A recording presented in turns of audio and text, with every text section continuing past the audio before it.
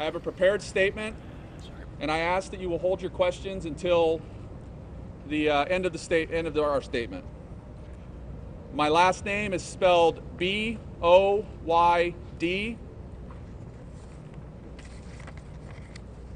On August 11th, 2014, at approximately 11:55 a.m., Marin County Communications received a 911 telephone call reporting that a male adult had been located unconscious and not breathing inside his residence located at 95 St. Thomas Way in unincorporated Tiburon, California. The caller was distraught and indicated at that time that was an apparent suicide due to a hanging had taken place and that rigor mortis had set in. The sheriff's office, as well as representatives of the Tiburon Fire Department and Southern Marin Fire Protection District, were dispatched to the incident with emergency personnel arriving on scene at 12 p.m. The male subject, who was pronounced deceased by firefighters from the Tiburon Fire Department at 12:02 p.m., has been identified as Robin McLaurin Williams, a 63-year-old resident of unincorporated Tiburon, California.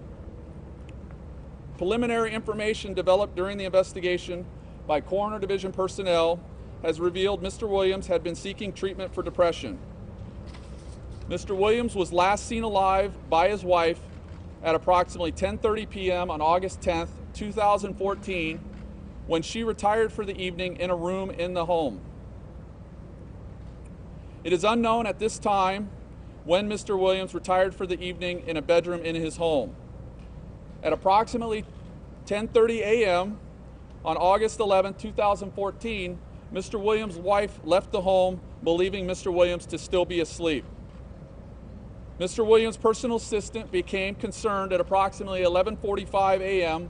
when he failed to respond to knocks on his bedroom door.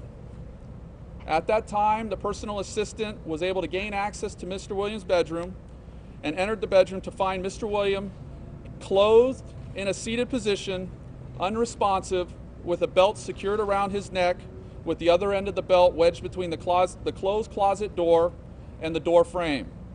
His right shoulder area was touching the door, with his body perpendicular to the door and slightly suspended. Mr. Williams, at that time, was cool to the touch, with rigor mortis present in his body and livor mortis positioned appropriately for the position he was located in.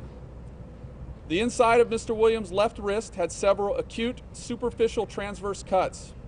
A pocket knife with a closed blade was located in close proximity to Mr. Williams.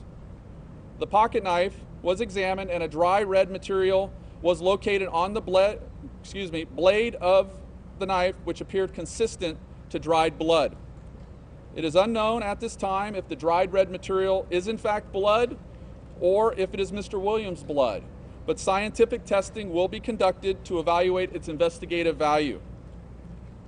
Mr. Williams was transported from the scene to the Napa County Sheriff's Office morgue by the Coroner Division pending a forensic examination, which was conducted this morning prior to this press conference.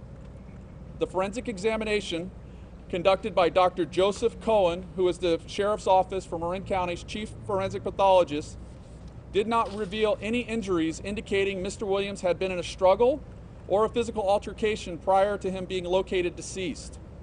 The preliminary, and I again say preliminary, results of the forensic examination revealed supporting physical signs that Mr. Williams' life ended from asphyxia due to hanging.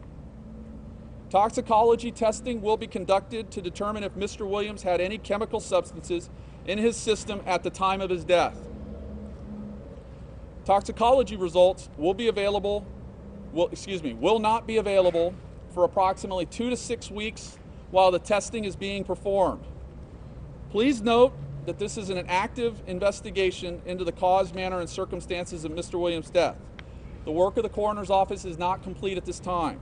The final cause and manner of death will not be certified until the conclusion of the investigation, which is several weeks away. When the investigation is concluded and our final results are ready for dissemination, a press conference will be scheduled at that time. Additionally, I have received numerous requests for copies of 911 and dispatch recordings, as well as investigative reports. Please note each request will be handled in accordance with Public Record Act guidelines, with responses provided to those who have submitted them within 10 days. Media inquiries should be continued to be directed to me, Lieutenant Keith Boyd, via my email at kboyd, which is spelled K-B-O-Y-D, at marinsheriff.org, MARINSHERIFF.org. I will respond to these inquiries, time permitting, as I receive them.